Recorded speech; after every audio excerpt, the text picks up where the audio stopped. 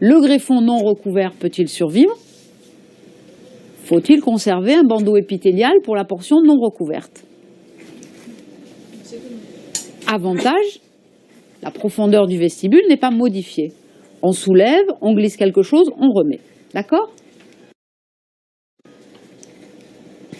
Donc, on nous proposait ce prélèvement un peu compliqué qui avait de l'épithélium sur la partie laissée à nu.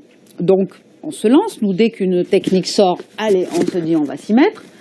Regardez ce cas, très difficile, très très difficile, une canine hyper bombée, ces zones d'usure avec cette petite carie bon, qui semblait quand même un peu arrêtée, mais surtout rien au niveau apical.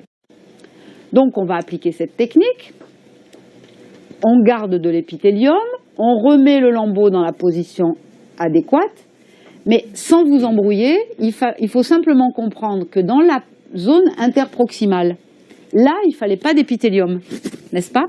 Parce que sinon, on crée une fausse poche. Donc ça veut dire qu'une fois que vous aviez déjà réussi à prélever ce greffon, il aurait fallu qu'avec une fraise ou qu'avec une lame, vous enleviez de l'épithélium dans la partie où la papille avait été remise en place. Donc, autant vous dire que c'était quand même très difficile. Bon, on est parti de cette situation, on est arrivé ici. Pas mal quand même. Bon, on n'a pas tout recouvert, vous le voyez, mais là, on est toujours à temps de faire secondairement un composite. Donc, c'est pas mal sur la canine. Par contre, quelle déception sur la prémolaire. On a gagné 2 mm ou 3, mais on n'a pas tout recouvert. Le greffon est quand même un peu compliqué à prélever.